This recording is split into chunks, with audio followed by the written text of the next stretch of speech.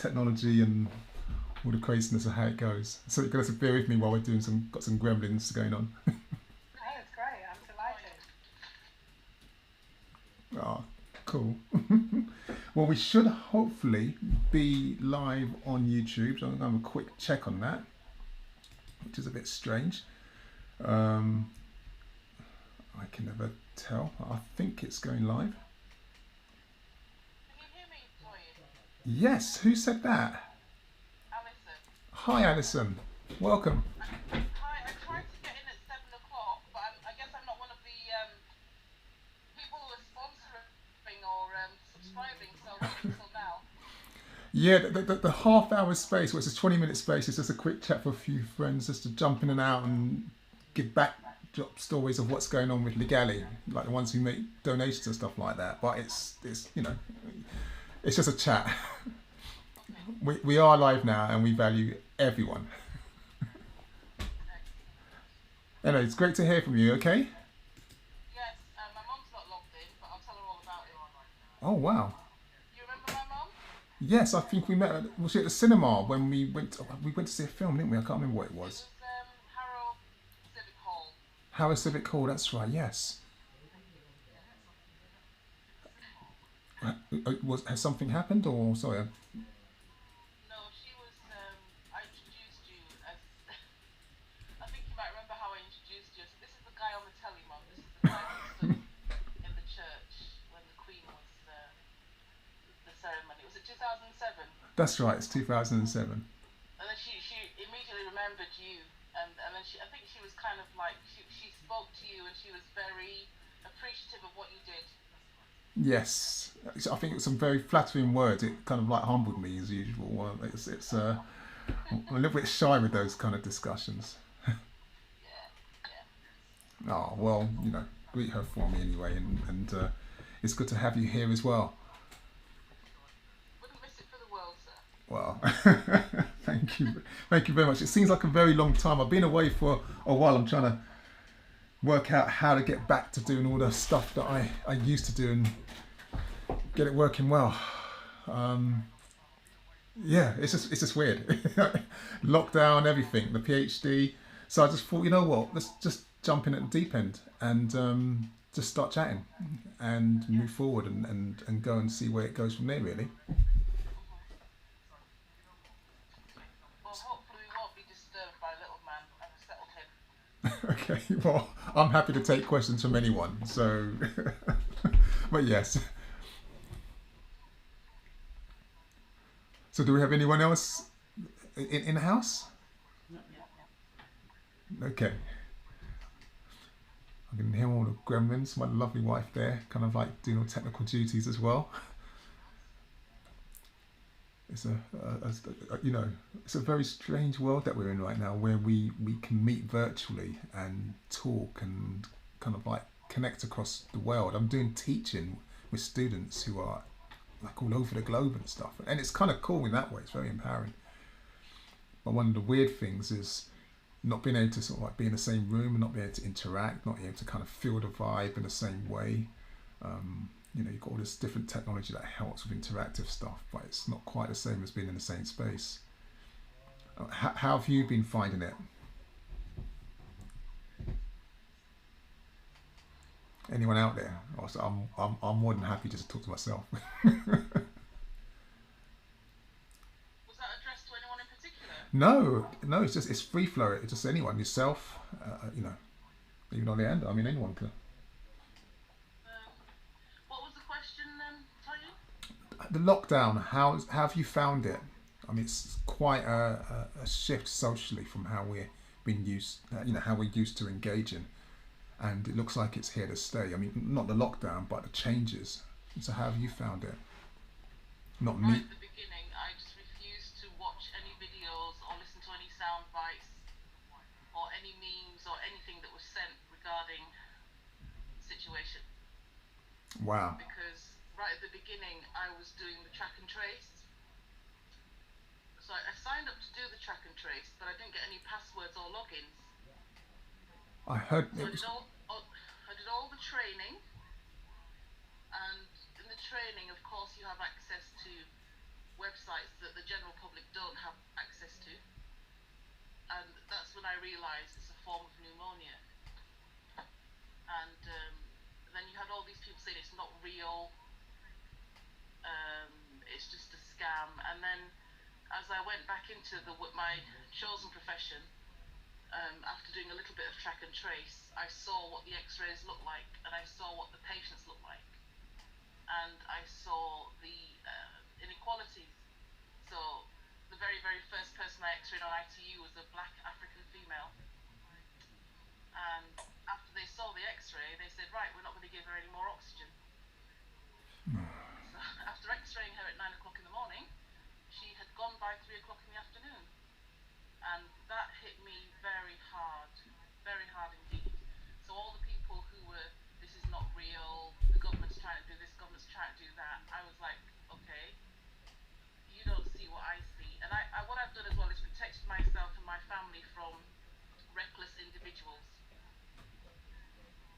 My son carried on going to school all the way through, and I thought being at school would be advantageous. I've just had his report back and been told, well, actually he's not performing as well as we would have expected. He's actually performing below the expected level. So he's downstairs doing online practice maths and English since I spoke to his teacher a couple of weeks ago. So every day now we're doing more maths and English to get him up to par, get him up to the level that he's expected to be at. So is life as well, I said life is normal. I'm going to work, he's going to school. You know? Yeah. I mean, it's been pretty traumatic for many people in that level, what you described. I think you're right. The lack of information at the very beginning means a lot of people didn't understand the severity of how it worked and how it impacted our lungs, and those with any kind of vulnerabilities would feel the brunt. And as we saw in the early days, the death counts were horrendous. And also that what you're talking about, the do not resuscitates, that's a scandal that hasn't actually come out yet. That you know, and that's something that has to be. I mean, I don't have much confidence in these inquiry processes unless they're totally independent from government. But the same thing with the children. The one good thing is that, you know, the risk towards them, even if they catch this thing, is very low. I mean, they can catch it and they can transmit it, but the risk of a fatality because of their age and the way it works was quite good. I mean, even though long COVID's another discussion because that's been affecting a lot of young people. But what we need to look about and talk about is actually the social impact. Because what you're saying is right. I mean, even for those children who still went to school, the teachers, the service staff in the schools, the parents of their friends, the peers, those who couldn't make it, and those on the streets around, everyone was pretty traumatized and were pretty much having to deal with a completely new scenario. I mean, it was quite akin to a zombie movie for a very long time, where you walk on the streets and you don't see anyone, and you don't know anyone, and you don't know if anyone's infected, literally like a zombie movie. And you're right, they could still be in the school and still having classes, but not actually learning to the same degree as they were before, because the most important thing with learning is actually, or one of the important things is, as well as having a competent teachers and curriculum, is that, you know, you're discussing it, that, you know, you're with peers who are kind of feeling that they can engage and assimilate and interrogate the knowledge that's being shared. And young people didn't have that. I think in the early days, because there was this ideological thing that schools must be open, and if schools closed, then we have failed as a government, we have failed as a people. There was this thing about keeping the schools open, even if it was risking the teachers and, you know, the cleaners and you know, the dinner staff and everyone else, the behavioural team involved. And that wasn't a healthy environment to be in. They should have just shut down the schools in the early days, to be honest with you. That's my opinion on that. So I'm sorry that your son is now having to play catch up, and, you know, he's not alone. It's not at all levels. Those who had to do exams last year, exams this year, those who at university, they've all been shortchanged, and they haven't had a proper education, and, you know, they've got to carry that forward. And in a just world, universities would give back their fees or give him a free year to retake all the things that he did. There's no need to say that we have to force through the exams on this particular year. It can be redone, but hey, who knows? Well, he has a friend who's born the same day, the exact Two more same day, people joined. and they're like brothers. And he wasn't at school, and because my son didn't see him, he actually thought something had happened to him and all of his friends. Because the only children he was mixing with were the children of key workers or the staff at the school. And I spoke to this child's mother last, well, Friday, call it Friday. She said he's operating at year one level. So they're both year three, and the other child is, they've marked him at year one, and he doesn't want to read. Wow. Yeah. So I am pushing for my son to do everything in his power to get back up to the level. And we've gone onto a Duolingo website, and he's learning Japanese as we speak. He's downstairs learning Japanese, just to give his brain, just to stretch his brain, because he enjoys. He's very inquisitive. He's got a lot of energy. So I said, right, go and learn some Japanese for an hour, and Well, he's doing it. well, I mean, if he likes anime, I mean, that's another way as well of getting. Children are very resilient, and it's when we're at a very young age, we have the ability to learn multiple languages. So if he's interested in Japanese and that's kind of invigorating him, then make that one of those subjects that actually keeps him engaged in the educational process. And you can also give him anime to watch and then ask him questions about what he's watched, ask him to draw pictures about what he's watched, and to write things about what he's watched. And these are different ways of using his interests to develop his other skills, because then he can. I mean, there's a anime called Dr. Stone, for example, and it's based on science, but it's an adventure. And so he might love the adventure bit, but he's also learning science. And if he's having to write about it and talk about it, then he's still getting his education, but in a slightly different format that's actually more engaging for him. But I would say don't worry about the numbers. Don't worry about, he's at year one or he's at stage this and yet stage this.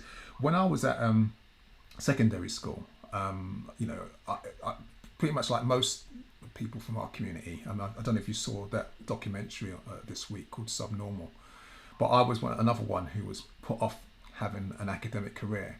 And even though I was really passionate about physics and science and inquisitive mind, and computers was my big thing as well as music, the idea of going to university just never entered my head because it was never encouraged in my school. And one thing I've learned, a little bit older now, is that actually it doesn't matter what they say at that stage. If you are really interested in a particular topic and your spirit takes you to it, then there's nothing that can stop you from actually excelling in it. You just have to just have that natural thirst and be willing to learn in all different kind of ways without comparing yourself to others. And that's the problem. When we're in a school system with exam systems, we're being ranked against other students, all who have different skill sets, different resources. Some who have parents who are very proactive with their education, or very draconian with their education, or very lapsy-daisical with their education.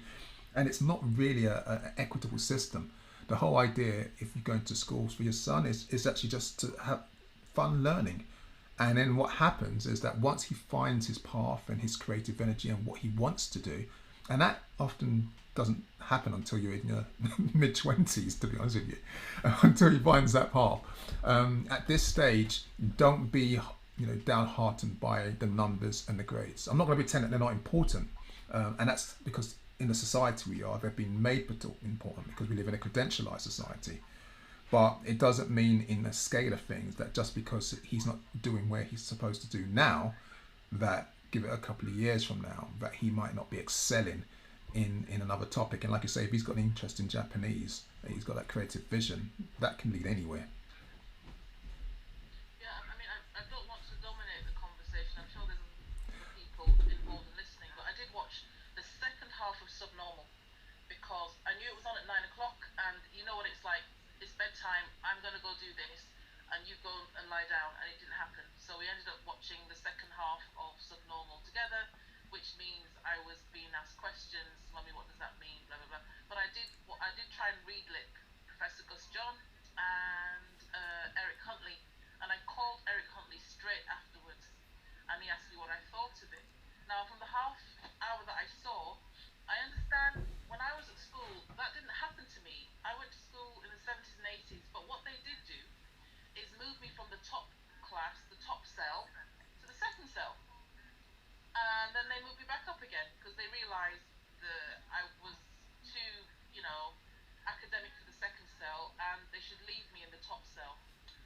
when I was at high school and I was doing my O levels and A levels, I was always in the top three, and there was two girls called Karen. So it was 1, 2, 3, 3, 2, 1, 2, 3, 1. Karen, Alison, and Karen. And one of the Karens said, "Oh, Alison's not intelligent. She just works hard." Now, if you're 15, 16, 17, where have you heard that? Yeah. Well, Where have you heard that Alison is not that intelligent? She just works hard. yeah. Well, that's coming from the parent. Oh, honey, did you want to say something? Actually, I should just say before anything else. Um, you're listening, everyone. I'm listening. I'm thinking I'm on the other side of radio. This is Ligali Live. It's a Q&A session.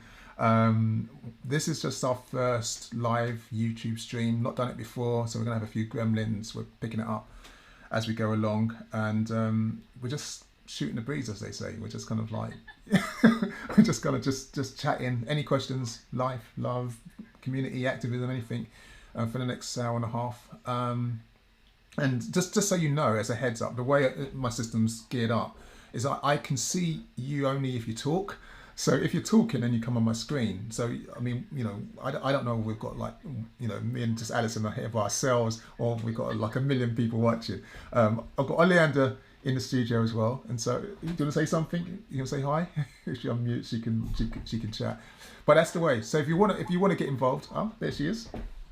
If you want to get Hey, greetings everybody. It's really nice to see you all here today. I'm looking forward to an interactive session this evening, and please feel free to just relax.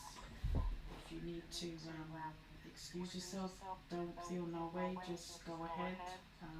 You know, this is a chilled out session. We're not going to be doing anything too harsh, hopefully. But yeah, that's it really. Just relax and enjoy the evening with us. And thank you so much for coming. Yeah, thank you.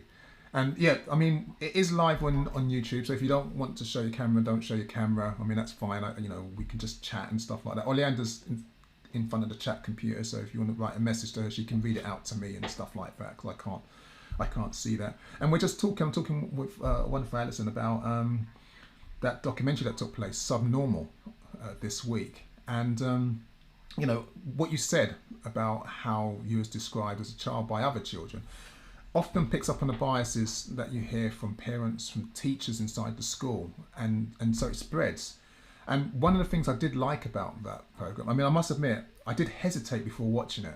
I kind of sometimes get a bit traumatized by watching more and more programs that talk about the deficits and the negatives impacting our community. And as much as I want to know all this stuff, and I do know that history actually, but as much as I want to know this stuff, I kind of need to be uplifted as well. It's just a spiritual thing. But I did watch it in the end, myself and Oleander, and we didn't let the children watch it this time. Normally the children watch everything with us when it's like this, and this time I just thought, you know what, let's give them a break. And I mean, you know, we have discussed these kind of issues, but one of the things that I did like was the trajectory between what happened in the past and what's happening now was made. And when I say that, I'm talking about, you know, we heard about being educationally subnormal as a category, and that came from some of the logics of eugenics. But what we don't really hear the link between, which they did make, I mean, there's then that changed from ESN to SEN, which was what's it called, special educational needs. And it's not saying that special educational needs is not a real issue, but I'm just saying that it was used in a similar way to take those children who they might have attention deficit syndrome or oppositional defiance syndrome. This is when children say no. And schools obviously and teachers don't like children saying no, and actually that's actually a good trait to have, when you can actually reject things as long as you do it politely. And that was another phase that we're slowly starting to come out of. And then there was also where we are now, which I think Professor Gus John spoke about, Alison. He spoke about PRUs, pupil referral units.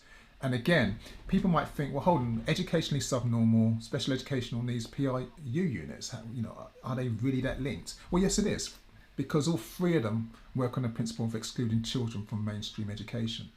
And the premise is apart from the last one, but the premise is if you place them inside an institution where they've got a smaller cohort, a smaller number of students per teacher, and the ratio per teacher increases, so you have like, you know, one teacher to maybe 10 children or 15 children instead of 30, they'll get a better quality education. The other argument, which you don't hear so much, but it's said inside the governing meetings that I was certainly a part of before I kind of stopped doing that, is that it stops the school from being disrupted by the behaviour of these other children. And and that is very much the agenda that drives this, and people don't want to talk about it. It's not actually looking out for the children's best interests. It's actually looking at, and this all came in, you see this with the league tables, when schools started to be put into the competition market and they became academies, and that affected their funding and their scores. What happened, they started to want to make sure that they only had students that could lift their ratings so they can get more money, more pupil premium funding, all this kind of stuff. And the children become the victims of all this nonsense. And so it was good having that program out there.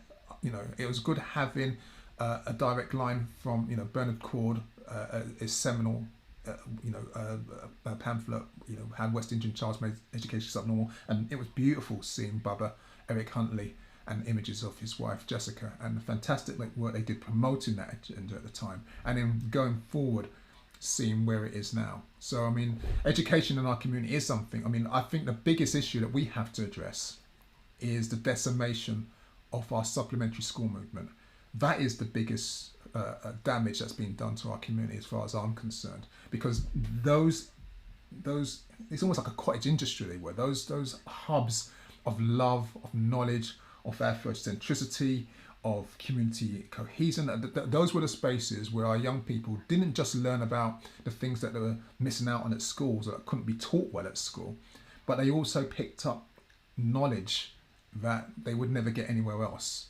And from teachers who are often volunteers in the community, or other students who had left the schooling system and then actually decided to give back. Dr. Sister Sandra Richards does a wonderful book, How We See It, I think it is. Is that what it's called? Yeah, How We See It. I'll find the book later on. But I'll tell it as we see it. I'm bad with titles, I'm afraid. But it tells the story from our point of view of what it's like to actually be inside the schooling system and to come out of it, and how do you see the system from our perspective. And we don't really hear that view. And the supplementary school movement of that time addressed those issues. I think Dr. Kind Andrews writes a book about the supplementary school movement as well. Now, or what I noticed in the last 5 years, and anyone, by the way, I can talk for Africa and I can just ramble, so if you do have something to say, please feel free just to unmute yourself and join in. But the supplementary school movement in the last few years has actually changed in a way that, even though it supports our children's academic development, it now cuts back drastically on any cultural education that will empower them to find their own dreams, to live, to enhance their spirits. And I say that because a lot of them work in a model of what we call booster classes. So they are doing the work that the schools should be doing, when they have enrichment classes, or when they some schools cut the hour to 45 minutes for budgetary concerns. So the children just aren't getting enough lessons, aren't getting enough time. They're just cramming it all into the homework. And so the supplementary school movement that we had and where we are right now, unfortunately for me, it's just not kind of. And, not because we don't want to, but just basically because we're trying to fix a deficit that is so bad. We're what's that saying? We're turning to our hiding. I mean, it's that's an issue, and so I do really believe, and this is something I was working with Uncle Emmanuel at Centerprise at the time. Unfortunately, the plan didn't come to tuition, but about setting up our own schools. I think that's the way forward. And when I say our schools, I'll be very clear here, because at the time there was this talk about, we're going to have black schools this and black schools that. I don't use the term black at all, or white, or any kind of colour-coded racial epithet. And it wasn't going to be that. The only way you can actually have a school that teaches children of African heritage without discriminating is by making it a religious school. And so I was working on a plan to actually launch the first Yoruba school in Hackney. And so anyone would have been welcome to come if they want to kind of indulge and study African spirituality under the system of IFA. But that would be completely legal. We'd still have exactly what was needed with the rest of the curriculum. We'd still be engaged in science, the arts, all the kind of things that you'd expect. But the Afrocentric centre for all the children would be there. And if there were the odds, children from other backgrounds who wanted to come, they'd be welcome. I mean, I don't have an issue with that, but the school be predominantly African. That was very clear from the clothes that we wear to the dinners that we would eat and the games we would play at break time. But anyway, that's me. Alison wants to say something. Okay, Alison, you want to say something? So I just realised I've been rambling. Yes, please join in. I did go to Saturday school, and it wasn't really, we weren't forced. It was the case of it was just part of natural, just growing up. And then I taught at Saturday school in the 90s, and one of the children that I taught has written a book with his wife, and I managed to send that to St. Vincent very recently. Oh, and amazing. also give a copy of that book to a co-worker who was experiencing some difficulties with her registration. And little man goes to Saturday school, and he goes to Saturday school in High Wycombe, and you may be aware of Kojo and Brother Gordon Stewart. Oh wow, yes, you've got some good educators there. They ain't gonna compromise on the spirituality and the sense of social. Oh, that's yes. Greet them for me, by the way. A couple of weeks ago, Brother Gordon said, sometimes a boy child just needs to hear bass. I can do bass. But the fact that he's got a black male teacher with locks, he's got Brother Gordon, he's got Kojo. I don't need anything else. No, I mean, I think one of the things that came up in that documentary was that something like over 90% of teachers in the UK are European females. And whilst, I mean, obviously I've got no problem with teachers being European females. There's been some really good European female teachers. There needs to be a better mix, a diverse mix to represent the knowledge and the cultural ideas that the children need to learn from. I mean, it's not saying that. What's the best way I can phrase this? I'm always, I always try to be polite with these kind of things. Okay, let's keep it real. It's always the way I like to do it. There's a danger in our children getting all their education, or not all their education, but the majority of their education from people that don't reflect them. And this is why I like that thing we said about base being important. So if we think about the parents being the primary educators, so our children are born, they learn from mummy, they learn from daddy, might learn from extended family, but then they leave that nest and they leave primary school and they go into secondary school, and then the font of all knowledge, the voice of wisdom, the voice that certifies and ratifies all the knowledge that they're going to have from that point onward, then comes from the European voice. Combine that with what happens on television, combine that with that in the newspapers, reading the stories and the documentaries, and it sends a very strong message to our young people that actually the people who create knowledge are European and we consume it. We have no role to play in actually making it.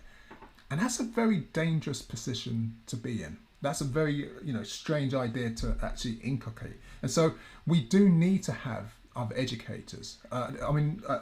Brother Neil Myers wrote this wonderful book, Gifted at Primary and Failing at Secondary. And I think that talks about that, because at primary, I think you find out that actually a lot of the teachers and teachers' assistants are from different backgrounds.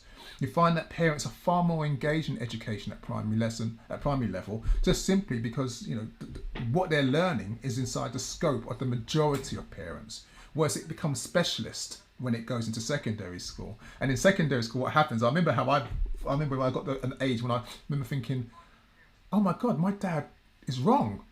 And I remember how important. I was saying something to him, and it was something, and he just didn't know it. And until that stage, my father knew everything, right? It's like, that's how it was for me.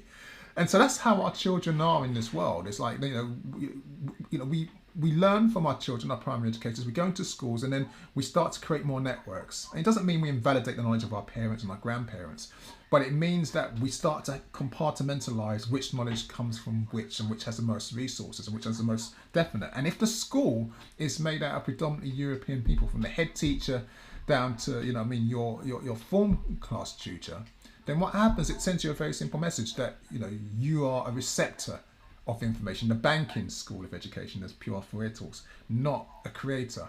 And so this is where supplementary Saturday school, and I think it's wonderful that a student, you know, kind of it keeps it, passes it on. That is key. That is our way, and that's the way it should be.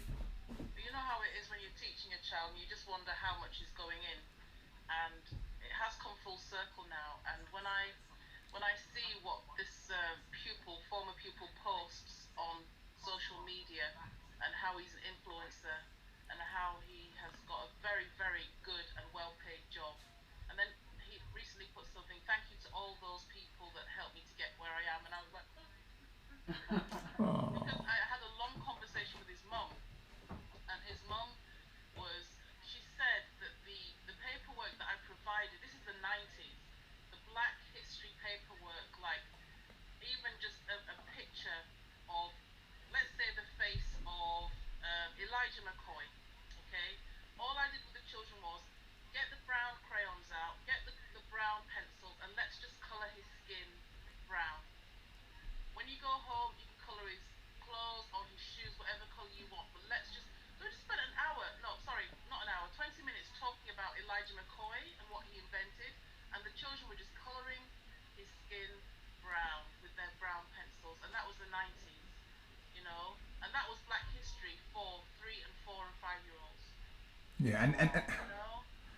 So no, when his mum said she uses the stuff that I gave them in the 90s to teach her other children and her grandchildren, you know, it's full circle, isn't it? it is. Circle of life, if you like.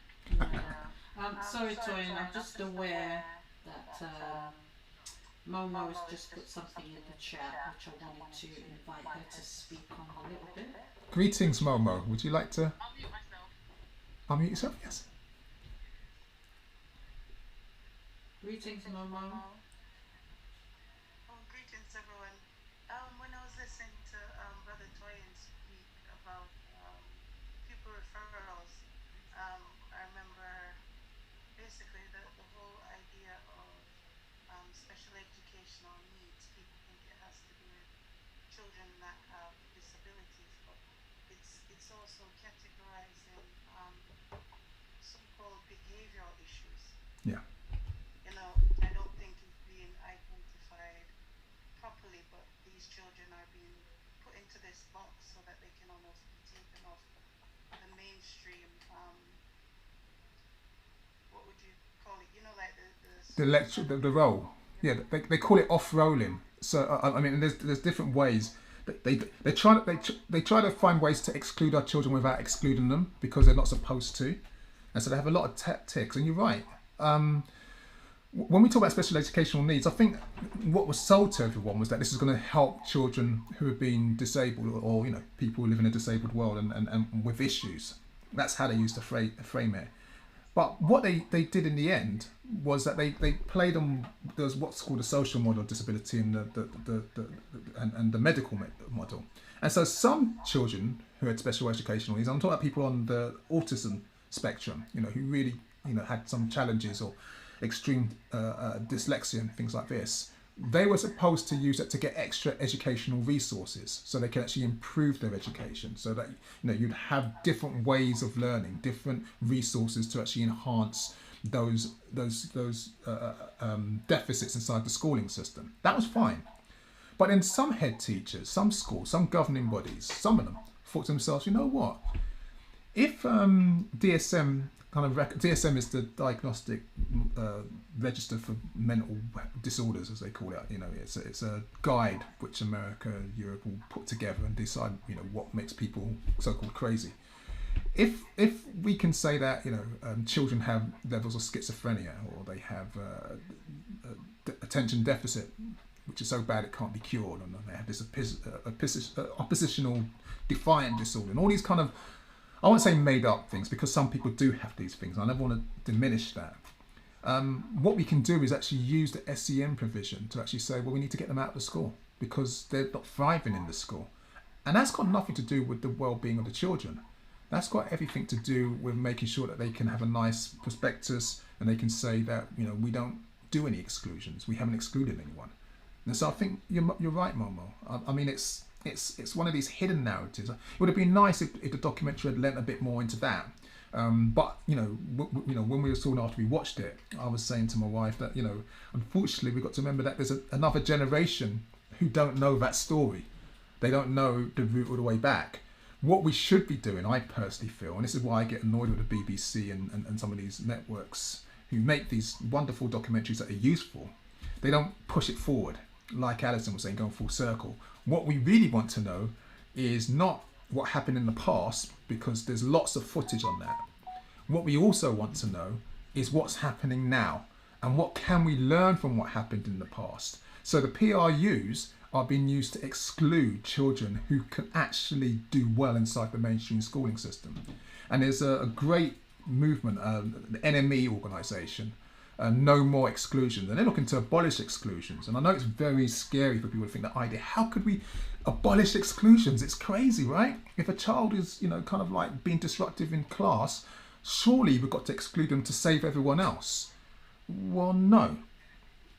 I mean, there were some experiments that tried to do these kind of things, which went a bit too far. They used to have exclusion bins, they used to call them, inside the school. So they'd partition off areas of the school and put the naughty children inside there. And and basically they were making prisons inside a school, so they didn't have to exclude them. Oh no, that's not the way. The way is to actually find resources within the school, get those resources, talk to the children, talk to the parents, engage them in the process, find out if you can. I know people are saying teachers are not social workers, but if you're educating children, then you need to understand the children you're educating. And for me, it's one of the reasons I stopped being a governor, because I just couldn't do any exclusion panels. For me, the only time when a child, or you have to consider taking a child out of a school, is when there's a risk of serious violence.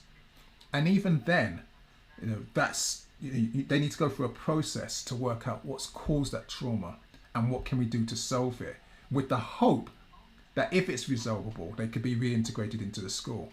But anything else, our children were being sent to PRUs for, I know I'm exaggerating a little bit, but kissing their teeth, just things that were cultural, and teachers didn't understand and felt threatened. And this is the other side of having a large percentage of your teaching staff who are not African, because then they don't recognise how to respond to these cultural traits that our children are doing. They don't know, you don't lean into them. Sometimes you've got to, what's up? Stand up. So they don't know how to talk to children. And so sometimes they're frightened. There's also this other issue with our boys who, and I'm not saying there's not issues with the girls, that our boys sometimes, it's a strange one, because the girls mature fast, but the way they physically mature makes people sexualize them.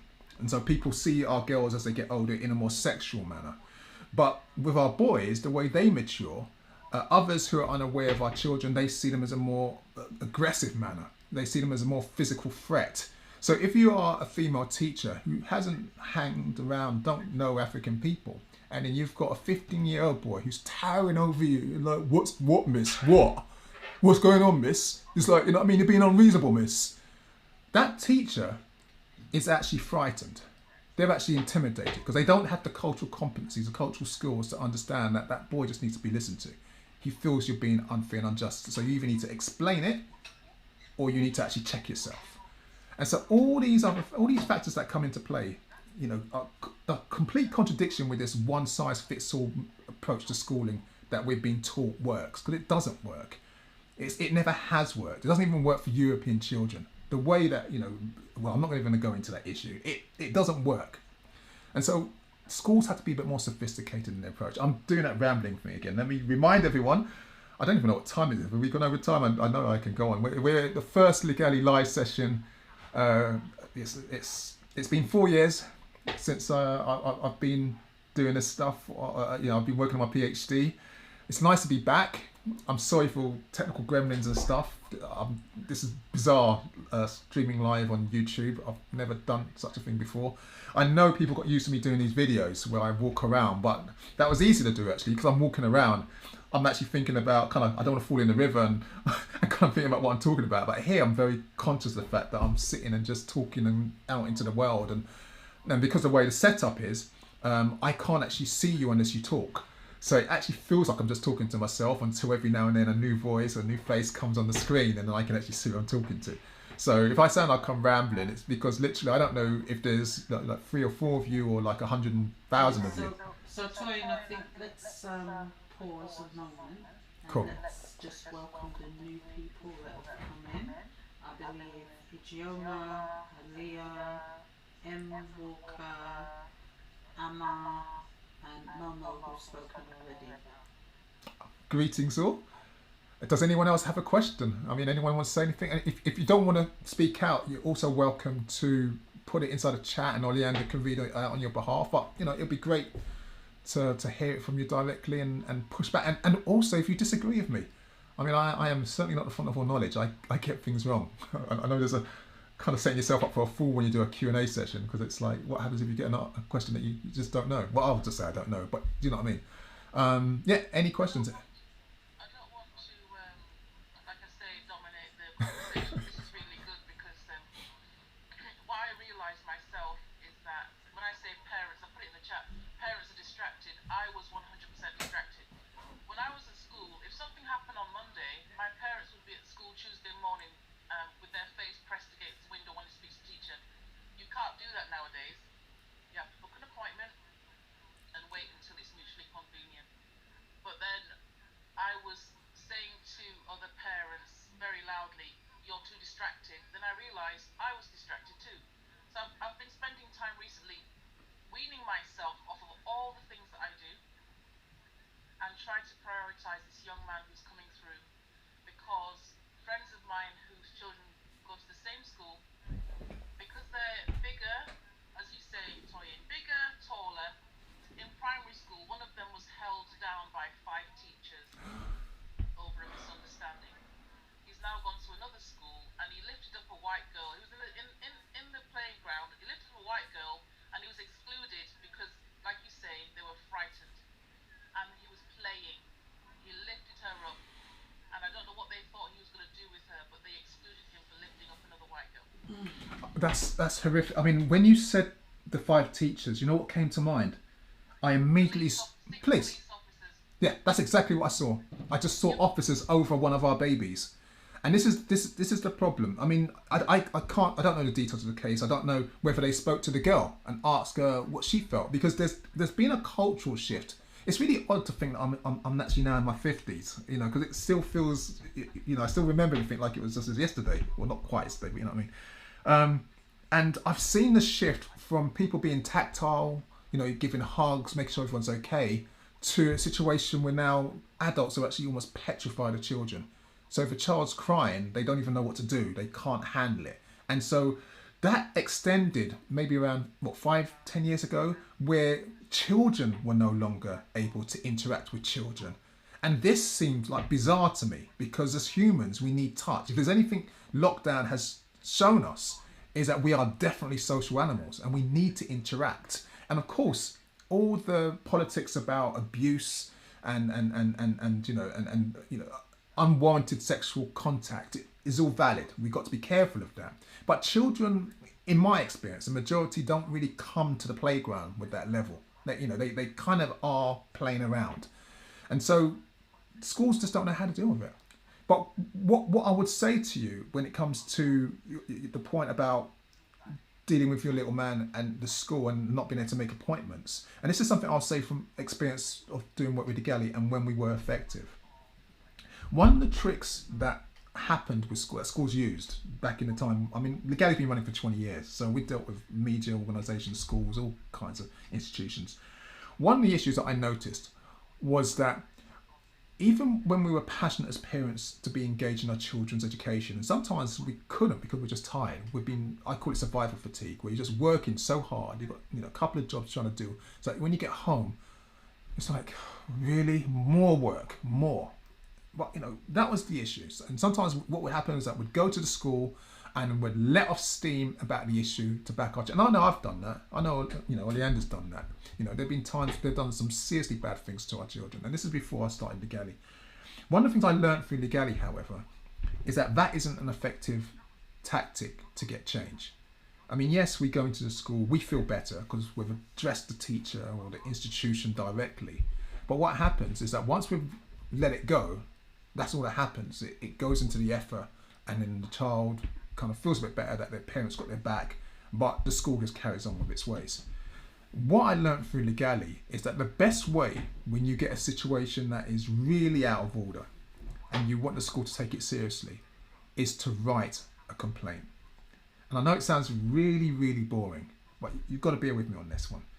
If you sit down with your child, it's normally as soon as the incident has happened, and you get them to write it down, or you write down what they're saying, and you write it down chronologically, so you have a list of the incident, and you keep it as neutral as possible, but you make your point right at the end. Once that's gone to the school, you send it to the head teacher and to the chair of governors, to both. That's really important, because the head teacher is the one who's got to deal with it with the teachers, but the governing body takes care of the head teacher if they're not on it. So you need to kind of like hit both of them at the same time. Once you do that, it's inside the school system. They don't know what's going to happen. They don't know if you're going to escalate it further up the governing complaints procedure. They have no idea. And so it makes them take it more seriously. And it is a pain. And I say that if you don't feel like writing letters is long, then ask a friend. Ask someone. Just I mean, that's what Ligali, I say we used to do. I mean, I'm back now. I'm still got a load of work to do before I can get the organisation up and running. In fact, I'm succession planning. And I'll probably talk about it in another chat because I can't, it's just too much work. Racism has gone so bad, it's just so much work, I cannot manage it. So we need help. But get someone to write it on your behalf and then send it within the week of the incident happened. It's got to be quite fresh. That one letter will make change happen. You see, because once you've done that, there's always the spectre, once it's in the system through paper, that it can go to a tribunal. And no school wants you taken into a tribunal. No school wants to have a judgment against them. And it's more effective for them to resolve it than to let you go through that whole route. So, I mean, these are just different ways of dealing with these issues. Of course, I don't know what the issue is. And sometimes, and just everyone who knows me will know that I have a very simple mantra. I do not do wrong and strong. Doesn't matter. Even if it upsets me, even if I feel, oh man, have I really got to say sorry? Or have I really got to... I do not do wrong and strong. And I think as parents, we've got to be careful because we love our children so much. We kind of want to see the best and everything like that. But, if your child is in the teenage phase, then there's something, what's her name? Judge Judy says, you always know when a child's lying or a teenager's lying. It's when they open their mouth. I mean, it's a really silly comment. It's not fair. But there is an element of truth in this, that when children reach teenage years and they're transitioning between being a child and being an adult, and the boundaries are shifting, they don't know where they are, they push back, and they push back hard, normally against the authority figure. So if you are an authoritarian at home, so you're a strong parent, you have discipline, you have love, but you're strong discipline, then there's a risk of a pushback. If that role is taken by someone in the school, in my secondary school, we did have a brother who was one of the teachers, and he was the one that no one messed with. So he becomes that authority figure outside of school. And there are ways to deal with this. I mean, if you don't have that, if that's not your energy, because I don't believe in using physical punishment with children and stuff like that. So if you don't have an authoritarian or a disciplinarian bent inside you, but you still need to give your children those strong boundaries, always remember that extended family exists, friends. And so sometimes you might need an auntie who's got a firm hand, and you say, right, you're staying with auntie blah blah blah this weekend because I can't deal with you, and I just don't want to see your face. Children hate you saying you don't want to see their face. I don't want to see your face. You're going to your auntie, and just pack it and let them go. That's what happens. I know I've blurred up two things, but the schooling time is bizarre. It's a really strange point in our lives as human beings, and it should be a protected time. It should be a joyous time because we're only children for a very, very short period of time. And unfortunately, a lot of us don't have a good childhood. And even those of us, I know that's the ethos that I came with, what my wife came with, that we wanted to give our children a better childhood than we had. And I was lucky, I had a blessed father, but I mean, it was still a difficult childhood. We still, even with us doing everything we can, with a little bit more cash than our parents, with a little bit more understanding, the system pushes back. It's petrified of our children. It's petrified of them. Yeah. Anyway, you're listening to me rambling on, and everyone else who's online. Thank you for coming out this Sunday evening. The first Ligali Live question and answers. We're talking about anything you want to talk about. There might be a few gremlins. I'm in the studio with Oleander. She's monitoring the boards. I cannot see your faces. And it's kind of partly deliberate because it means I kind of like can talk to the camera without blushing. and so if you want to speak to me, please just unmute. And as soon as you unmute and you start talking, you'll come up on my screen and I can talk to you one to one, and I can pretend everyone else is not there listening. Because teaching is one thing. I could do teaching. I could put it in gallery mode, and I'm the teacher, and blah blah blah blah. This is how we do it, the quantification, blah blah. But this is strange. This whole Zoom in 4 windows. I'm not really used to that. But perhaps Oleana would kind of like let us know anyone on or anything in the chat that I need to answer, or Mama said what you were talking about in terms of letter writing is true, because it's written proactivism. And the ink speaks volumes in society. Yeah. And I think that's very true. I mean, I remember when our son was in primary school, and he has sickle cell, and he was in pain, and he was in I think year 3. You know when they're so little that they sit on the carpet with their legs crossed, and he was in a lot of pain. And because he wasn't very articulate at that time, he just was crying. And so there was a supply teacher. She went to him and said, "What are you crying for?" And he said, "My back, my back." And she told him to stand up, which he did. She dragged up his shirt, looked at his back. She said, "I can't see anything. You're lying. Go and stand in the corner of the classroom and don't move for the rest of the lesson." Suffice it to say, by the time they called me, the child could not even walk. I had to literally carry him into the car. I didn't even bother go to the doctors. I just took him straight to the hospital. And he was there for a week. Why? Because she looked at him and she just assumed he was lying. Well, let me tell you, when I got back to the school, we'd written a letter, she was just, you could see in her face she was scared. Yeah. I don't know if she knew I was going to hit her or what, but I felt like it, but no. But yeah, it's important to put these things in writing, because the school then had to write a letter apologising, but their response wasn't good enough. But I think we just left it at that point, because we got the apology both verbally and in writing. But we did say that regardless of whether she was a supply teacher or not, his health and care plan at school should have been looked at. They should have talked to us about his care needs whilst at school, because it's just not good enough. You can't give her an excuse, "Oh, she didn't know that he had sickle cell." Actually, she didn't even know what sickle cell was. Yeah. So please don't try it. Can I add on top of that? I mean, one of the other great things that happened with that, because even though there was an apology, it never happened again, or not that particular incident, because once it's written, the policy had to change. I mean, there were other incidents with sickle cell that took place, but the importance of a care plan, of recognising that there was this condition that the school was ignorant about, and that it was bringing staff in that was ignorant about, they had to start shifting and changing. So sometimes it's not fair, but we and our children become like the flag bearers. We start the process, the ball moving. Because when you went to secondary school now, the approach is completely different. There's a specialist nurse, they call us, they know, there's there's all kinds of things that go on to kind of make things better. So this is why the letter writing process is so important. It does change things. It takes time, and you might not be the beneficiary of that process straight away.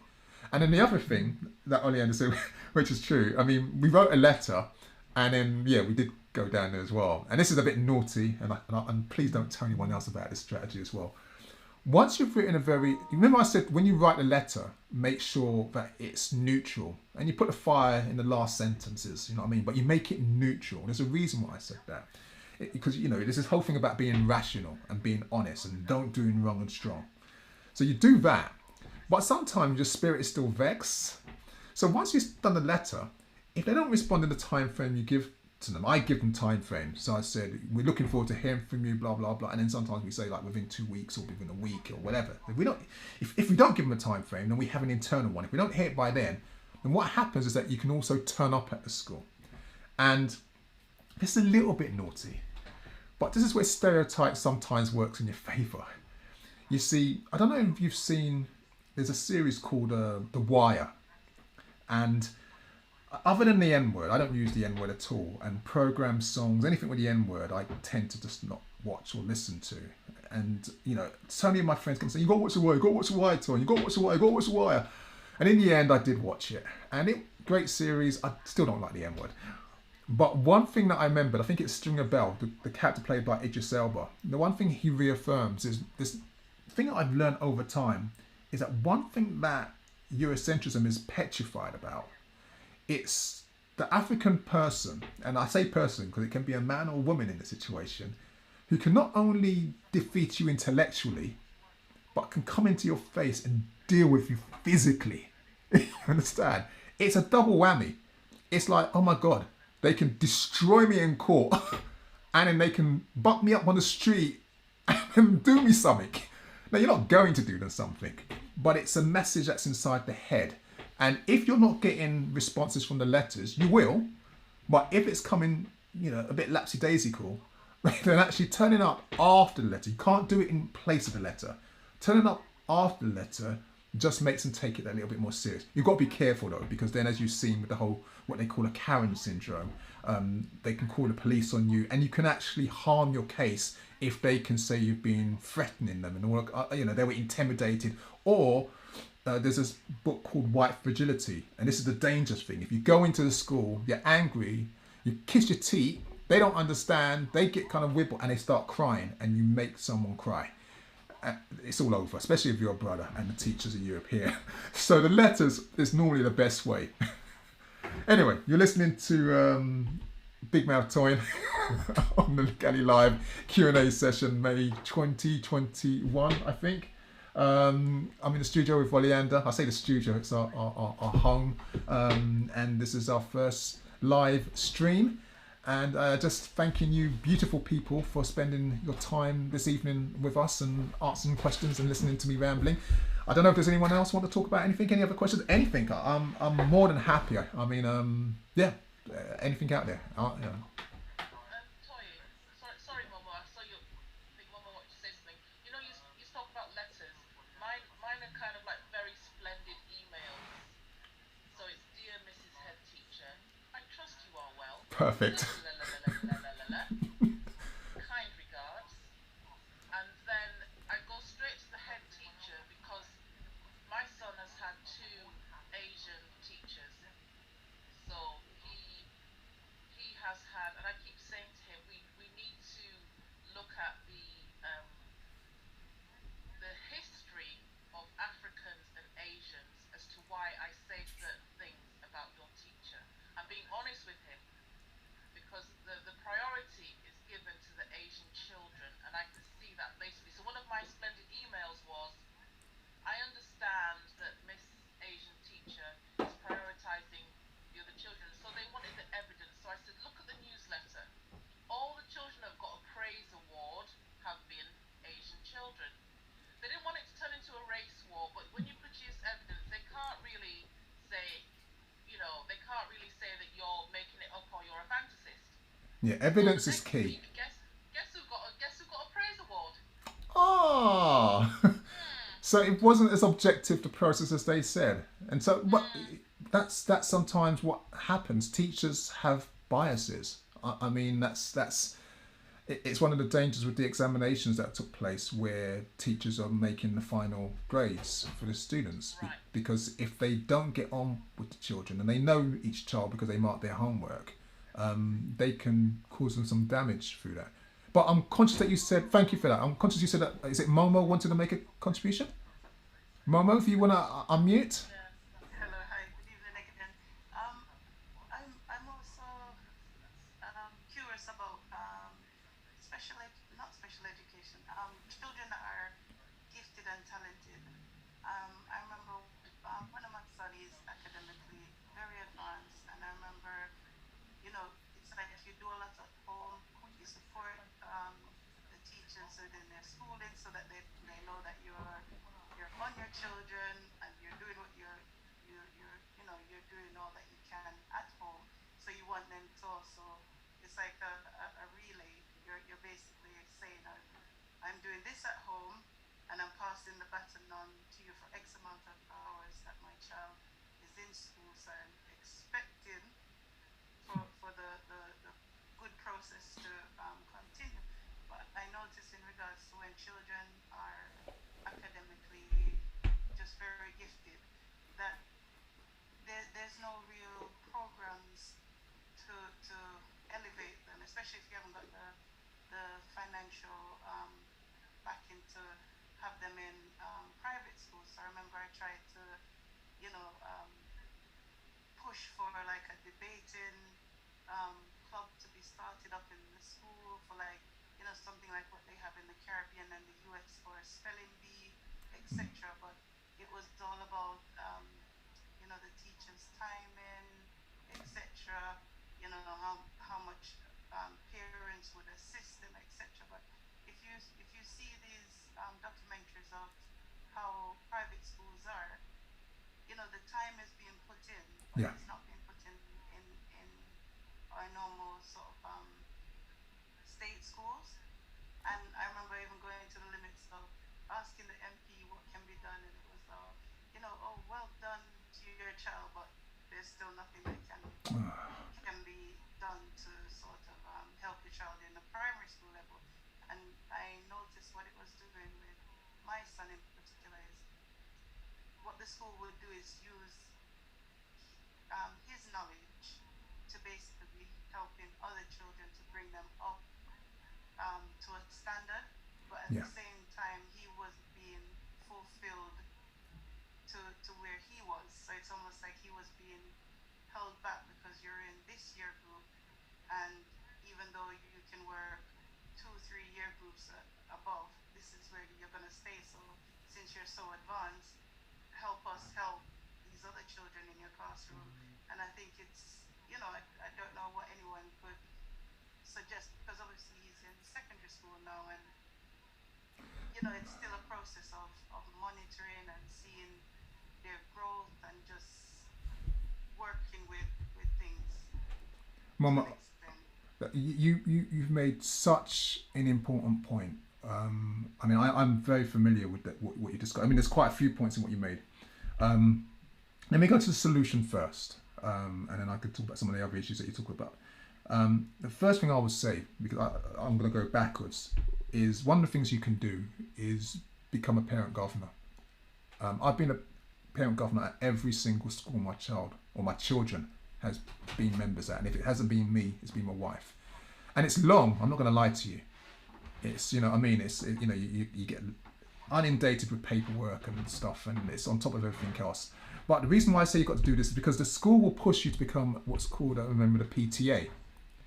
And back in the day, PTAs, Parent Teachers Associations, were useful.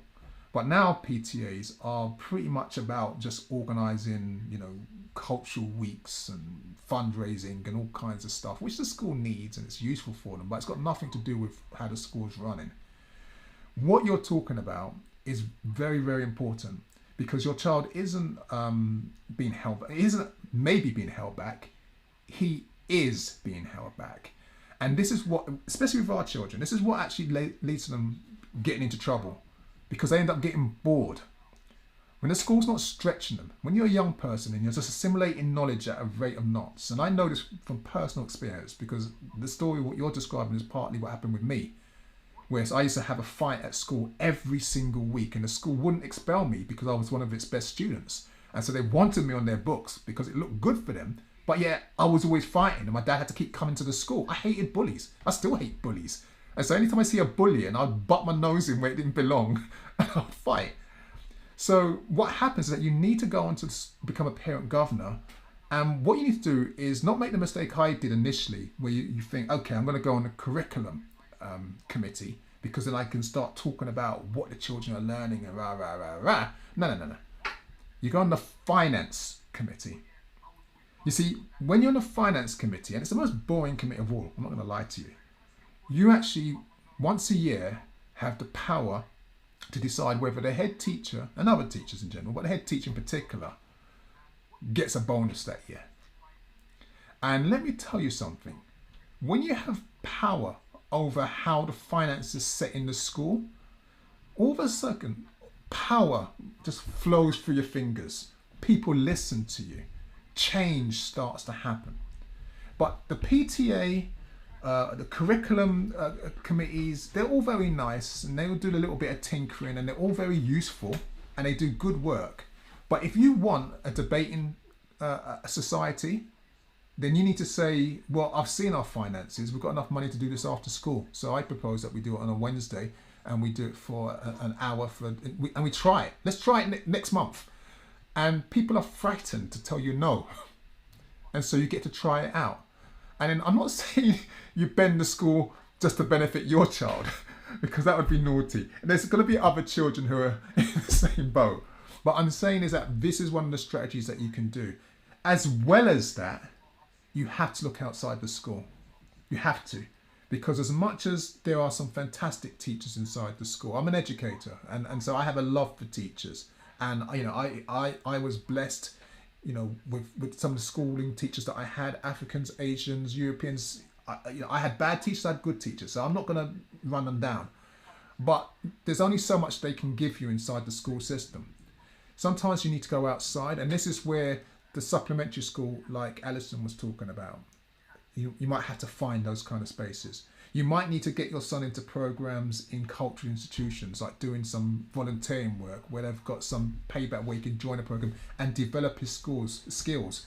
Because what's happening is that he might be showing academic gifts that are above his peers at this particular age. And so what happens is that everyone assumes that he knows everything, and therefore, or I say he or she, but because it could be any child. The child knows everything and therefore doesn't need the extra help, doesn't need any booster levels and stuff like that, and so they ignore them.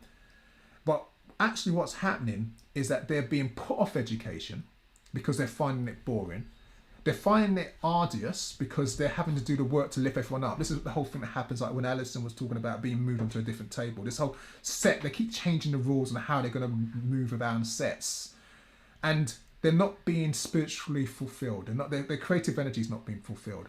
And you might find, but just taking him to a local club that makes films, like a filmmaking club, or a club that's a drama club, or a music group, or something that he's got a passion for. We earlier speaking about anime and learning Japanese.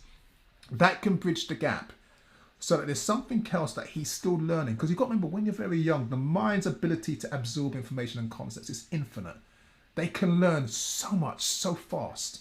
And then we get into our 20, 23, 22, the size of the brain stops expanding. It becomes static. And we can still learn, and of course we still learn. We learn, it's a lifelong process. But the speed isn't quite the same. The responsibilities that come with life, that challenges those kind of things as well. And just trying to survive in a capitalist system, paying bills, we deprioritize enriching our knowledge. So, I know I've gone a bit, that's why I wanted to start with a solution. But yeah, that would be my take. And thank you for raising this point. I can always talk about education. Sorry, let me just... there's a few things I want to read from the chat, if that's okay. No, of course it is. Fine. So, from Nadia, Brother Toyin, I would love to hear your wisdom, tips and guidance for the community as we emerge from lockdown restrictions. Okay. Momo said that she formed the PTA. Excellent. Yeah. I know it's going to have fire in it. Ichiona gave us a website address for governorsforschools.org.uk. Oh, thank you. Momo thanked her. Alison said, I tried to become a parent governor, but the whole team remains white. Then Anna said, these are good tips, Toyin. How can we share them more widely? Momo said, very true. Thank you. Okay, so I've got a few things there. Uh, Could I just come in there? hey, greetings, Emma. Yes, of course you can. Hi, Toy. Long time. It is. Yeah.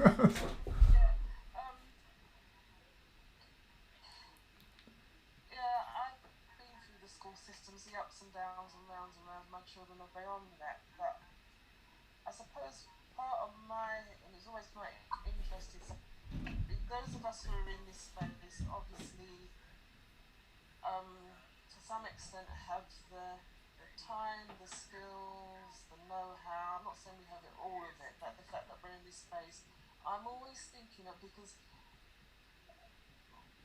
working your way as a parent, let alone a child through the education system, is a minefield. It's Yeah. an absolute minefield. And I'm always concerned about those parents who don't have the time. And somebody mentioned in the chat about that, some parents are. I always think about what's the book by Gucci and Machetta, Keeping Your Head Above Water. They are just so overwhelmed with surviving that just even the time is an issue, the skills, and I don't mean that in a condescending way, but No, no, no. it's actually quite as this it's a mixture of what I would call the skills and the confidence because I've come across an awful lot of adults who are so intimidated by the education system Yeah. based on their own personal experience. So it's about how we, there's no easy answers. How we can help to share our knowledge, equip all of those other parents out there who are who are struggling to make sure that their child or their children get a fair deal. Because one of the things I always remember when my son was at school, going to a school assembly, well, two things, and this little white girl was jabbing this boy in the side, and I could see what was going to happen. Just kept, she was just being mischievous. Yeah. And I also think, not in a malicious way. I also think she at that age knew the power balance, and he kept fidgeting and whatever, and he did what I knew he was going to do at some point. He just We all turned know. over and whacked her. That's the point that the teacher took notice. He was pulled up and he was going, and trying to tell the teacher what happened. The teacher didn't want to know. So I had to step in at the end and I said, you do realise that the reason why he did that was because he was being jabbed in the side. And so the teacher relented to big suspect. Had I not been there, that wouldn't have happened. And then what that young man would have had was that gross sense of injustice. And Yeah. that's what happens to a lot of our children. That they very early on, there was another thing that happened with my son. Sorry to go No, on. don't apologise. My We're all son, learning. when he was about 7, I think, year 2 or 3, and they had a little break outside into the classroom, and they were doing some artwork. The teacher had sent him in there to call the group of, I think, about 3 or 4 girls in there to call them back into the classroom. He did that, went and sat back down. One of the girls apparently had all this glue in her hair, and the teacher said, "What's going on? Why did you do that?" And they told the teacher that my son had done it. He said, "No, I didn't do it." And that was it. I was called up to school for the next day. He was in danger of exclusion, etc., etc. And I will always hold this parent up. Well, one of the little girls felt so bad about it. She went and told her mum, and the mother. I'll always be grateful for this mother. The mother came up to the school the next day without me being, and actually said to the head teacher, just as I was about to, I need to tell you, blah blah blah. This is what happened. It wasn't him. My daughter's admitted they were messing around. Glue got in the hair, whatever. And then the head teacher interviewed the girl who had actually did it, and this always stuck with me. And I said this to the head teacher, and she said, "Well, why did you lie? Why did you say?"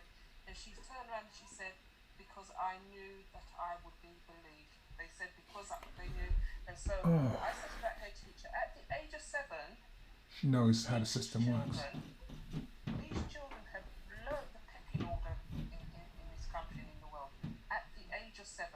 That's And I will never forget that as long as I live, because I knew that I would be believed. She was saying, because I'm a blonde-haired white girl, I knew that you would believe me more than this. And that is the experience of a lot of our children going through school.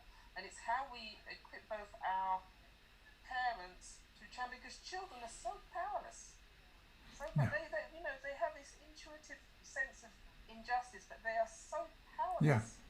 And it's how we equip all of those other parents outside of ourselves, and that's always something which is always going around in my mind. And I know it's not an easy thing, and I know that you one can't do it, or No, no, no, no. You've actually given us, I mean, thank you. You've given us so many answers in those tales and those parables and lessons inside that. I mean, well, I mean, I still, because I knew I'd get that's scary, but it's honesty, and I like honesty. The first thing, and I'm going to go backwards again, I'm going to start from the solution. You know, like I said, we need more solutions in this world. The first thing to do is that every parent, and this is going to be the hardest thing to do, because I know that we live in a society that tells us to be individualistic, that makes us frightened to trust other people.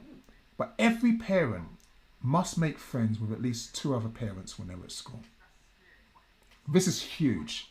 This means that, you know, outside the gates, at assembly, at induction, whatever it is, make friends with a couple of parents in the school as well. And then, as much as you're a member of the PTA, and moment, I know that PTA is in good hands, so like, I know it's going to have to fire, but still think about being a governor if you have that capacity, if you have that extra time. But if not, one of the friends should consider being the governor. You see, because when you're inside the school structure, whether it's in a PTA or a governor, the institution itself still has an influence on you. It still shapes the way that you think, the way that you approach it. And sometimes it actually holds you back without you even realizing it's holding you back. But like what Sister Anna was talking about, most of us have what I call survival fatigue. You know, it is tiring. I mean, just working, just existing, let alone having to take on another fight, taking on another institution. But it's always easier when you have someone else to work with. And so I say just 2 other people, because 3 people working together, catching each other's back when they're dealing with the school can make the difference. It means, you know, it's like we've got a next door neighbour. So if anything ever was to happen and we couldn't make it in time, my children know that they can knock on our neighbour's door and they can stay there. Just those basic things. It extends to the school as well. The reason why I say make sure that the parents at the school is because when you have 3 parents together in a school, then it brings a certain level of energy, a certain level of power, a certain level of authority. It's different when it's just 1 parent and 2 friends. The 2 friends can't come to the meetings with you. They can't sit on, you know, they can't sit with you when you're having discussions with teachers. But if there are other parents, what the school is always aware of is that parents chat. And so they want to control the chat inside the school grounds, but you need to actually have those discussions outside the school grounds, because that's how we build our capital, how we build our power. That's how we kind of like give back to each other. We kind of make sure that when we're tired, it's like, don't worry, you know what? Just sign a letter saying my friend will be coming with me to the meeting and I'll go in your place and blah, blah, blah, if that's what's needed at that time. And I'm not saying it's going to solve everything. But I'm saying that the way the system often works, and it works very well like this, is that it picks us off one by one. And we go in there as individuals against an institution which has got probably a budget of £1 million. We don't think of schools having budgets of £1 million, but if you look at the salaries of most large schools, they're £1 million industries. And so we are going against something, you know, unarmed. When you have someone else who's got your back, they can actually say to you, you know what, you had a little bit too much fire there. Or they can, when you're kind of going off track, or they can slip you a note to remind you to say this thing as well. There's all different kind of tactics when you're doing it together. So it's a slightly different argument. I'm not saying don't do the PTA and have big groups and big unity. I mean, I'm Pan-Africanist. Of course, I'm going to talk about unity in organisations. But what I am going to say is that sometimes the small collective is the most effective collective, you know, completely. Just having someone who you can meet, you know, like you can chat once a week about the issues that are affecting all your children and work a strategy together. And I know it works because in Hackney, I know of a group, you know, they were treating some children with special educational needs kind of rough. They were doing them bad. And so they organised outside the school. They were still active in the school, but they organised outside the school. And they caused pressure. They went to the town hall. They caused pressure. I was there when they went inside the town hall meeting with the councillors and started causing pressure. And they could do that because they were parents of the children making these issues. And that gave them an extra kind of power, because Sister Emma's right, the children are powerless in that institution, but we're not. We are, if you think about the way it is, the school is providing the service and we are the customers, and the children are kind of like going in on our behalf. We are saying to them, okay, here's our child, do your service, but we have to be happy with the quality of the service. And one of the things that's happened over the last 10 years is that because we've been caught up with survival fatigue, dealing with racism on all sorts of different levels, we sometimes leave the school in what I call babysitting mode. And so we kind of like are so tired, generally it's okay. These incidents come up maybe once every 4 months or something. Maybe if we're lucky, once every 6 months. Is it, in the scheme of things, just allow it. And then that's how things go bad, because it builds a pattern which they're keeping a record of until something blows off. And in everyone's life, there's going to be a moment where something kicks off, like the girl prodding the little boy in assembly. Do you know what I mean? And then they use all the other little indiscretions to build a case against your child. When we've got to think the other way round. We've got to be... Sorry. That's okay. It's 10 to 9, just giving you a heads up on that. And also Donna E has joined. Greetings. So I don't know if Donna wants to say anything because we've just got 10 minutes before the end of the show. Yeah.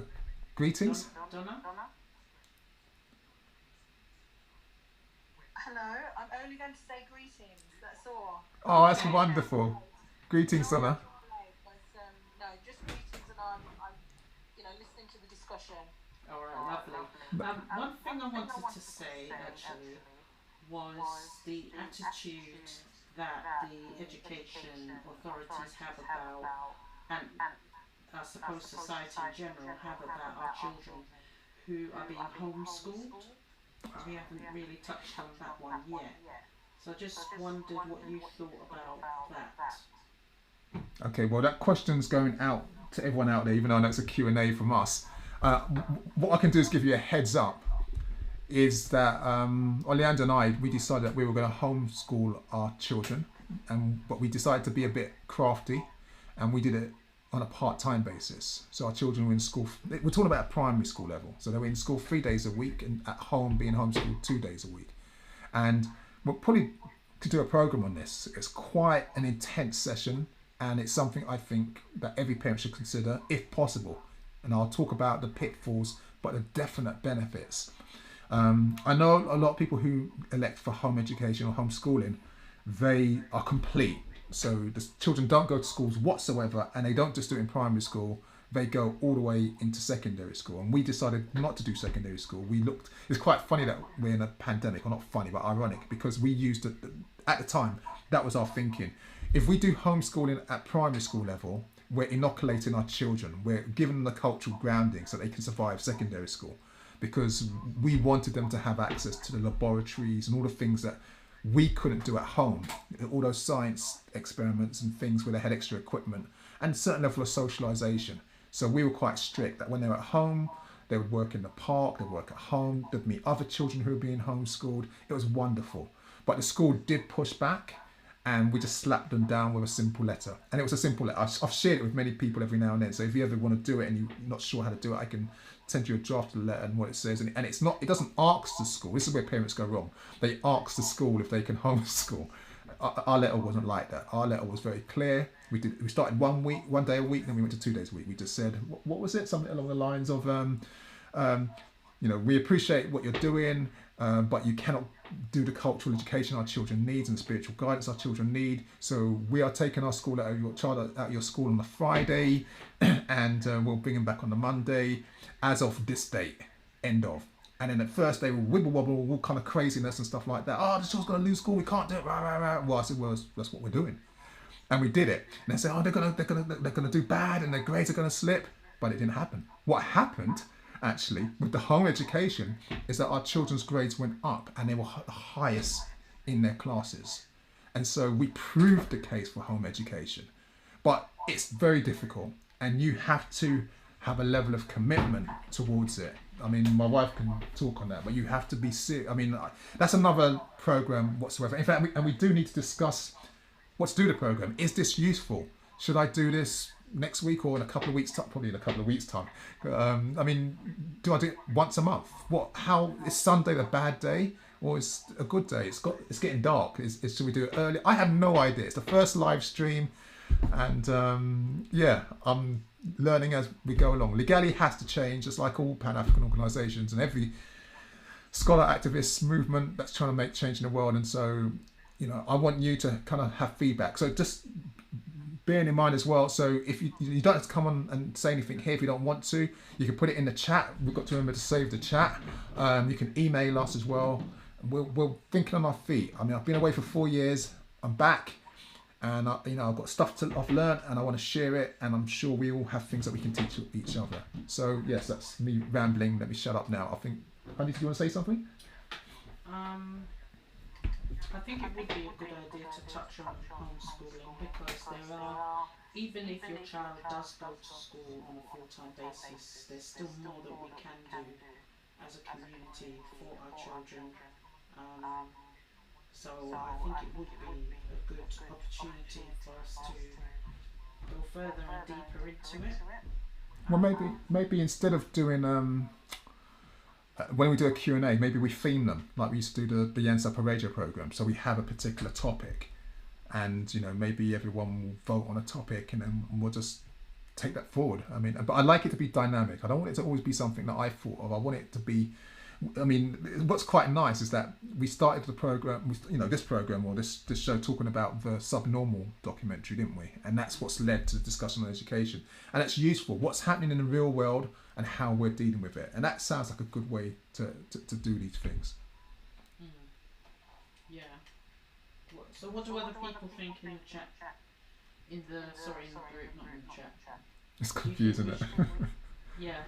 Do you think you'd like to talk about homeschooling as an option? With regards to the timing, if it's going to be every Sunday night, it's not an issue for me. I'm aware that, I mean, Toyin keeps saying that, you've been away for 4 years. It doesn't feel like you've been away for 4 years, because I've been following your stuff. I've been following a lot of stuff on social media. So I think this was just a natural progression tonight. Thank you. I don't have an issue with the timing. Of course, usually this time of night I'm getting ready for school and work tomorrow morning. So possibly a little bit earlier, if it suits with your, both of your schedules. On a Sunday night will be fine. Because what I've learned to do as well is to cut out soaps and cut out foolishness on TV so that I can get everything done. And that includes making time for tonight as well. That's excellent. I mean, thank you. I mean, I'll take the feedback from everyone else as well, but we're cool. I mean, the soap thing is a good thing. I mean, I do binge watch series every now and then, so I might pick a series and just bang all the way through it, and that's it. But soaps and their endless stories, I think I stopped doing that when the end of Prisoner Cell Block H kind of like ran its course. Neighbours and EastEnders and Brookside, and I'm done with all that stuff, man. And you're right, it frees up time, it frees up space. And what I realised that those soaps were doing, and this is where Ligali started as an organisation, was that they were actually shaping the way we thought. So what soaps do, and this is probably a discussion on media another time, but they kind of tell a community how to respond given any situation. So they create these scenarios, and then they give you the worst case scenario, and then they give you the perfect solution, and then it sticks in your head. So when something like that happens in real life, you follow what you've been told to do, when sometimes the truth is something else. I mean, because I knew there were some questions before I can do this, and I'm conscious of the time. There were some questions, weren't they?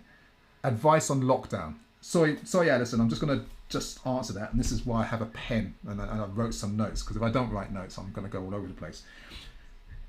Advice on lockdown. Okay, it's a tricky one.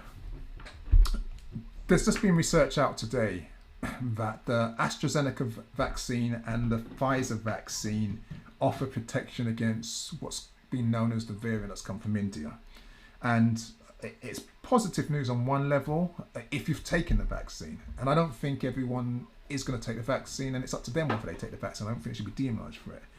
But we have to add that to the equation of everything. So if you've taken the vaccine and you want protection, What's the best thing to do? So I'm gonna answer it if you've taken it and if you haven't taken it. So it's two case scenarios. Not everyone's going to agree with me on this. I'm just going to just tell it as it is. So the first thing we have to recognise is that there is no lockdown at this moment in time. Even though they're talking about opening things up on the 21st and blah, blah, blah. We're going to start seeing a massive growth in the cases spreading across the UK. The R rate is already above 1 in some places, and that's the reproduction rate. So people are mingling, chatting, sharing, schools are open, all that kind of stuff. So transmission is going everywhere. What's always been the most important figures as far as I've been concerned? It's not the PR rate. It's always been the hospitalisation rate and the death rate. So as long as people are not getting so sick from the virus that they end up being hospitalised, because when they're hospitalised, then that means they're on a slope where they could actually, bit of oxygen and they're out, or a bit of oxygen doesn't work, and then they have to go onto a ventilator and that doesn't work, and then there's the risk of death. So the virus is out there, it's spreading. If you've had the first dose of the vaccine, I'm taking these numbers off my head and I haven't got photographic memory anymore. If you've taken the Pfizer vaccine and you've only had one dose, you're going to be reasonably well protected, probably in the 70% as opposed to 90% from the variant. I'm not talking about the other virus, the vaccines cover that. I'm just talking about the variant. If you're taking the AstraZeneca vaccine, this is the one that the government's been invested in. This is the one that most people have taken because it's been the cheapest one. It's been done for no profit. And Britain, to its credit, I was quite surprised, and they did well on that. The downside of the AstraZeneca vaccine, though, is that while it's effective against what they call the Kent variant, it's not as effective if you've only taken one dose against the variant that's coming from India. It's around 60% effective. And sorry, this is all very technical. I'm going to go through the questions, but this is a technical question. So it's not as effective against, it's around 60%. And over time, it goes down to 33%. So if you catch the virus and it's the Kent virus and you've had that first jab of the vaccine, you'll be okay. But if you catch this new strain, which is rapidly becoming the dominant strain of the virus that's running around the UK, then you've got around 60% protection. Now, they say that really to have good protection, you need at least 70%. So that's a bit dangerous as far as I'm concerned. So that means there's only one solution. You either have the second dose of the AstraZeneca vaccine, which will then boost up your immunity, so you'd go into the 70s and 80s, and then you can just carry on like regular without worrying about it. You can still catch it and spread it, but you won't be at risk of hospitalisation and therefore death. Or you have to practice social distancing and wait for the virus, because the government has had its herd immunity plan in place, and wait for it to drop and the virus eventually die or get under controllable levels. If you've had the Pfizer vaccine, where we stand on that. So if you've had the Pfizer vaccine, it's more than 60% right now, but if you take the second dose of the Pfizer vaccine, then your immunity to both the existing one, I'm only going to talk about the Indian variant now. The Indian variant goes into the 90% again, so you won't have to worry about it. You can just do your business. You don't worry who you come in contact. You could meet someone who's actually related to the virus and breathing it out of all their pores, but you're not going to catch it. And if you catch it, you can catch it, but you're not going to have any ill effects of it. So that's if you've gone down the vaccination route. If you haven't gone down the vaccination route, it's a bit more trickier. My suggestion would be that you, and this is going to upset some people, but you keep the distancing in place, that you do not go into spaces that are enclosed. You wait until the levels of transmission comes down, because right now people are losing their minds. They're going to start going all over the UK for holidays, all kinds of different things. And this variant, this Indian variant, or variant that comes from India, is going to go ballistic. There's always going to be new variants. Let's be clear about that. So you can't do this all the time, and there's got to be a strategy. But right now, that variant is going to go ballistic. And as they're going to open up cinemas, the James Bond film will come out. People will rush there. You know what I mean? The theatres will open up. They've already opened up football clubs. The variant is going to spread. And I would say personally, if you haven't taken the vaccine, you'd wait at least a month, 2 months. It normally takes around 2 weeks, 3 weeks to see what's going to happen. But I would say wait around 4 weeks maybe 2 months to be safely, and then you'll know if it's still going up like 1.1 and 1.2 and 1.9, or if it's starting to settle and come down. And then just be careful when you go out. I know it's irresponsible. People think it's irresponsible for me to say that. I don't think everyone has to take the vaccine. If you don't feel like you want to take the vaccine, you're very personal about what goes into your body, and it's not for you. I totally respect that. I should let you know, I actually did take the vaccine. I was very hesitant about it. I didn't want to, if I'm going to be honest about it. I don't like putting any kind of medicines into my body. It was a family decision. My son has sickle cell. He'd been at home for a whole year. Hadn't left the house literally for a year, apart from I think 2 hospital appointments. And it was just, he was good on the social networking with his friends, but it was doing his education awful. I mean, we was home educating again, but I was doing my PhD Viva and writing the thesis, so I couldn't put as much in as mum tried. So, in the end, he had it, so we all had it. And so, like I said, it's going to be down to you on that level. But that's my position. I hope that answers the question. I think that came from Nadia. So I hope that answers it. Be mindful. But elders, and this is something that I'm quite firm on, if you have any elders, and when I say elders, I'm talking those probably over 60 who are at the most risk. And I'm not saying the virus doesn't hurt people younger than that, but those over 60s are at risk as far as I'm concerned. If you have any kind of sway with them, make them take a vaccine. Because what's going to happen over the next few weeks with the lockdown easing off is that this virus is going to have free reign to go manic. And I think they said only 30% of the UK has been thoroughly vaccinated, of adults have been thoroughly vaccinated. And I'm fearful that the majority of people who have not been vaccinated, when we look at it percentage-wise, are going to come from African and Asian communities. And so elders, I think that it's up to us to tell them, look, because I know my dad was still with us, he wasn't an ancestor, and Oleander's mum was still with us, and she wasn't an ancestor. I'd be having arguments with them if they said they're not taking it. I'd be telling them, you're taking the vaccine, end of. That's it. And then, and then you deal with it. Anyone else, then it's their choice. But this thing kills. It's not a joke business, and we have to balance the risks. And I can tell you with hand on my heart, I know too many friends and family members, personal, that have actually passed from the virus. But I know no one, absolutely no one, who has passed from taking the vaccine. Now, I'm not going to go into the whole nonsense about microchipping and all this kind of stuff. We could have a joke session maybe in a couple of months' time. But that's my answer to that one. Let me try and do the other ones really quickly. Parent governors groups, and them also being largely European.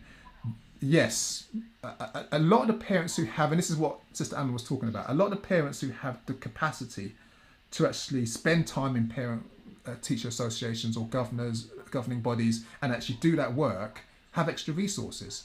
They have the cash. And so they might not be working. The mother might not be working, for example, and the father might be working, or the father might not be working. He's a governor, or he's the parent teacher association. The mother, and so that doesn't apply to most of us. Most of us don't have that extra time. We're working 24/7, and so I get that. And so because of that disparity, what happens is that most of them are filled up with European people. On top of that, we're living in a nation where the ethnic majority is European, so that's gonna work against us. But that's very much the reason why we must go into those places, in my opinion, because we're so outnumbered. If we're not even in the room, they can make decisions and not feel uncomfortable when they discriminate against us. And they might not be doing it willingly, but some of them will.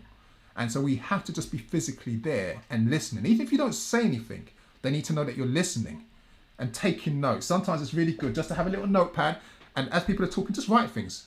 Just play noughts and crosses with yourself if you want to, but just make them realise that you're listening and you're writing notes, and it makes them think twice about doing any badness. So that's on that one. And the last thing, I can't read my own language, my handwriting. It says, video. It said video. Sister Emma asks, how do we get this out to the community or other parents? I think that was the question, or something like that. And I made a solution about working in pairs and teams and stuff like that.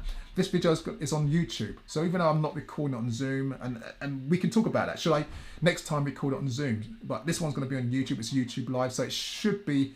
I don't know if I made it public. I can hopefully fix that. I think I made it private, and I forgot to make it public. But I can fix that. It'll be live. Apologies, this is the first ever Ligali live Q&A session. We're going to have a few gremlins. And yeah, I'm hoping it is actually still streaming. I think we're probably going a little bit over time. I don't know if we've got any more questions, and we'll think of... It's more comments. Just wanted to say thank you for this, Toyin and Oleander. That sounds like Mandy. Yeah, it is. Greetings, Mandy. Lovely to hear from you. I wasn't saying anything, but I've been listening to the discussion. Yeah, just covering a lot of relevant topics that have been on my mind, and not necessarily having anyone to discuss it with. But no, it's good, and this time I think it's a good time of the evening for me as well for this discussion. So yeah, looking forward to the other ones from now on in. Great. Okay. So far, it's looking good for Sunday. So we've got the time. Haven't got the frequency. Maybe in 2 weeks' time, as opposed to next week, so I can think on it and fix up the little gremlins. But lovely to hear from you. Anyone else up there? Honey, did you want to say something? Was there? Hang on, so let me see where we are now. God, it's getting dark in here. I just realised it's. So Alison said, simple advice, don't let anyone cough or sneeze on you. Avoid crowds, clean everything regularly. Momo said, true activism starts with each of us as a singular, then extending out to our community. That's yeah. And then Ijeoma, she's had to go, but she said, at Momo and anyone else that might be interested, there's a public speaking and communication skills club called Toastmasters International. It's for adults, those over 18 years, but they also gavel clubs, which is for children. You can check via this email address, and she's put it in there. I don't know how to save the chat, by the way. Okay, so we don't. Before we close it, I'll come over and save. Okay. So that's fine. Right. And then Mono said society feels like a mass societal laboratory at the moment. Yeah. Alison said where she lives, the Indian population are still spitting in the street. This has not been taken into account. Ijeoma, yeah, she left. Nadia said, thank you so much for the insights and guidance shared. Much appreciated. Alison said, you've both done very well. Thank you. Amma said, indeed, many thanks. Momo said, well done. I look forward to the next session. Oh, thank you, everyone. It's been wonderful having you here and just taking us on our maiden voyage. Really appreciate it. And of course, you too, honey, Oleander. Just thank you. Big you up for doing the technical stuff. I know it's your first time doing this. It's normally the other way around, isn't it, really? So it's kind of interesting. The whole world's gone topsy-turvy. But yeah, I'll say every 2 weeks. Well, I'll try another one in maybe a fortnight's time, because it's not just doing this. It's also writing a newsletter that has to go out to tell everyone to do it and all that kind of stuff. So we'll aim for 2 weeks' time. I won't come up with a topic yet. We'll probably keep it open, open mic, and then kind of like get a format so we can decide collectively on what the topics are going to be. The other thing, I'll close with the governor thing as well, is just that as well as all those links that Ijeoma kindly shared, and thank you for that, I just want to say is that one of the good things about becoming a parent governor, and this is another tip, is that once you become a parent governor, there's an onus on the school to train you up and to give you the skills to actually become a good governor. And so they spend money doing that. And those skills that you get are very, very useful. And if you think about kind of like what I'm doing, I was a governor, and some of the skills I've got came from those lessons, those sessions that the school paid for. It's kind of how the Black Panther movement worked, where they joined the US military, that kind of like barbaric colonial imperialist power, and then gave back to their community to learn how to defend themselves. So sometimes you had to go into the belly of the beast, learn from it, strategize, leave it, and then help build up and develop the community. So I'm going to leave it there. Say thank you all for joining us. It's been wonderful. It's been a very interesting session, and it's nice having you on this journey. I'm curious to see where it ends and how it goes, and will we have guest speakers and all the kinds of stuff that go with it and stuff like that. But it's been fun, and be safe. Please be careful out there. Like I said, lockdown is finished. Don't worry about June the 21st. It's finished, and they're experimenting. It is a social experiment with us, and they have no idea what's going to happen. And we have to be on the side of caution.